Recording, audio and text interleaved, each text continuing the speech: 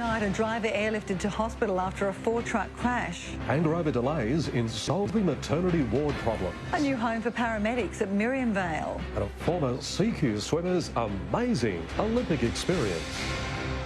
Serving Central Queensland, this is 7 Local News with Brough and Joanne Desmond. Good evening, thanks for joining us. Good evening. A driver has been airlifted to hospital after a four-truck pile-up on the Brough highway. It's believed he didn't see the traffic stopped at roadworks. Another driver involved described to 7 News the frightening moments before the crash. Kevin Burston was on his way to a job in Banaraby this afternoon when he got caught up in the accident. Meanwhile, a woman was hurt in a crash at Rockhampton this afternoon. Paramedics were called to a two-car accident on Upper Dawson Road shortly before 2. A woman aged in her 50s was taken to hospital in a stable condition. Today's drama comes after a car rollover on Razorback Road at Bouldercombe last night. People just got to slow down and pay more attention to the surrounds that they're driving in. The state opposition has criticised delays in fixing serious problems in Rockhampton Hospital's maternity unit. Only half the recommendations contained in a review have been acted on, months after the report's release. Shadow Health Minister John Paul Langbroek was on the warpath today, demanding urgent action. He wants to see all 35 recommendations put in place and soon. Miriamvale ambulance officers have a brand new $2 million station.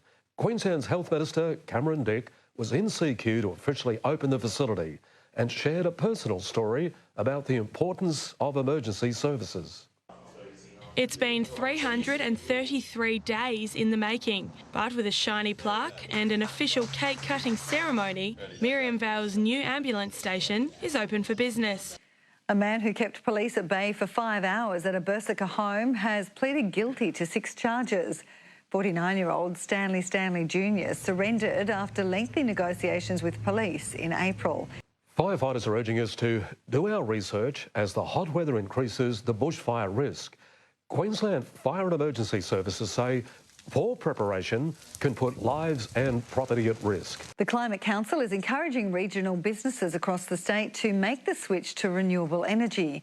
It's hoped by increasing the use of resources like solar power, it will help revive the state's agriculture sector as well as reduce carbon pollution.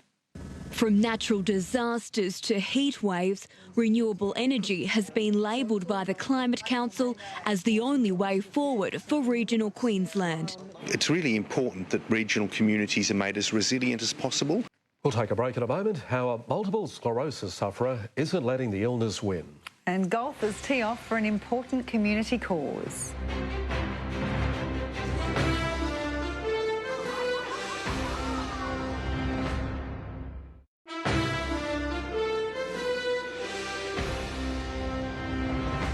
Nice having you with us on 7 News. A man diagnosed with multiple sclerosis is using a DIY project to help keep his symptoms under control. Ross Barry has started building a real car using wood and says he's never felt better. Forget flashy steel. Ross has built this beauty entirely from timber, a pretty remarkable feat for a man living with a chronic disease. Gladstone locals are gearing up for the 124th annual show. Gates open at 9 o'clock tomorrow morning and organisers are promising it will be bigger and better than ever. A group of golfers have turned their leisurely pursuit into a vehicle for change at a fundraiser in Calliope. The men enjoyed an afternoon in the sun while raising awareness and cash to help victims of domestic violence. These golfers need no excuse to spend a day with their close mates playing 18 holes. OK, Nathan's getting the sport. Tia Claire Toomey exceeds her Olympic expectations. Yeah, it was a great result, Brough. The Gladstone weightlifter finished inside the top 20 in her 58-kilogram division. We'll have all the highlights next. And no medal for Yeppoon swimmer Maddie Wilson, but one amazing experience in her first Olympic final. Maddie Wilson, she's had a great... This sport report brought to you by our local partners. Welcome back to 7 News. Former Yeppoon swimmer Madison Wilson has missed out on a medal at her first Olympics after finishing 8th in the final of the women's 100-metre backstroke this morning. She went into the race as the 4th fastest qualifier. Fellow Aussie Emily Seebohm was 7th. Swimming out of lane 6, Wilson was right next to one of the hot favourites in Katinka Hoshu. Capra's prop Jack Kavanagh will miss Sunday's game on the Sunshine Coast after taking the early plea for a dangerous tackle in CQ's loss to South Logan. Chanel Segafo will also miss the match after being given a 1-week ban for a shoulder charge. It means Bill Cullen will start in the front row and Adam Henry's back in the side after being 18th man last round. Jack Kavanagh is no stranger to being on report, and the Capra's hard hitter will pay the price for his aggressive style again. Southside also took the 3 points, and there were big wins for Clinton and Cap Coast. Luke Flint, 7 News. And Clayton Fattel has won this year's Yeppoon Triathlon in just under 1 hour 55 minutes.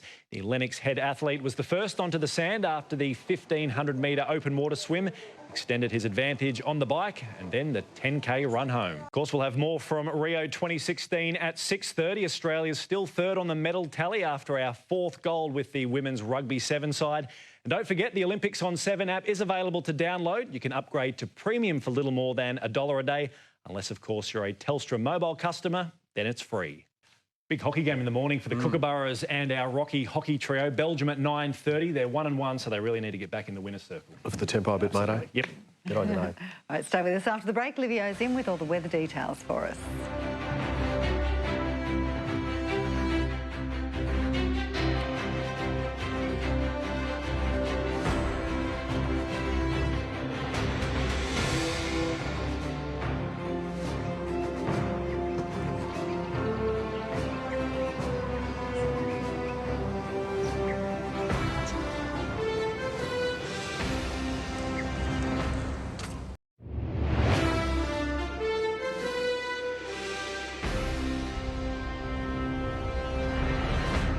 G'day, Livio Regano with tonight's weather. Winds and showers are just finally now starting to settle down in the tropical north, but in just over a day we'll start seeing the action move downstate to the southern half of Queensland, where the passing of a cold front could stir up some action.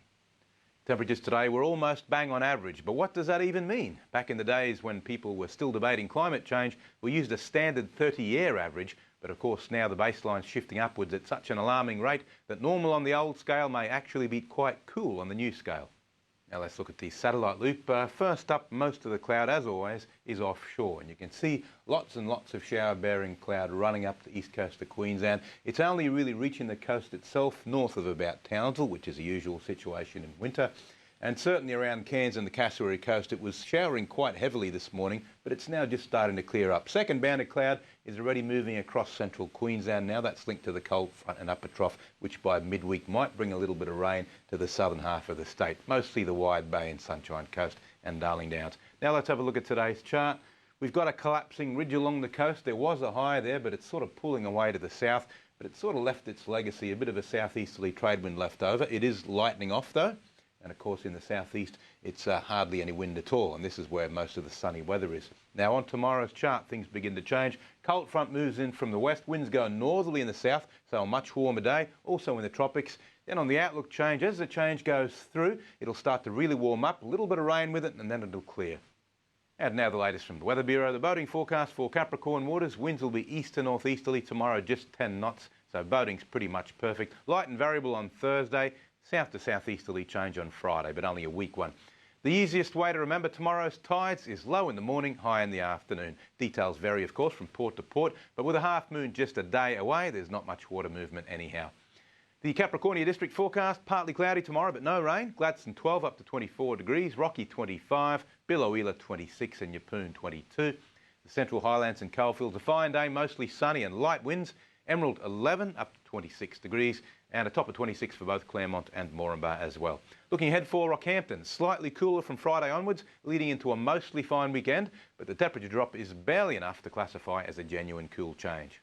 Well, that's me for this evening, but it ain't over till the fat lady sings. See you tomorrow for the next chapter in the saga. Meanwhile, enjoy whatever's coming down, and I'll hand you back to the team. Great, thanks for that, Livio. And that is 7 News for this Tuesday. Thanks for your company. Just a reminder, if you missed any of our news, we have the replay on 7:2 coming up in a moment. Otherwise, see you tomorrow. Good night. Good night.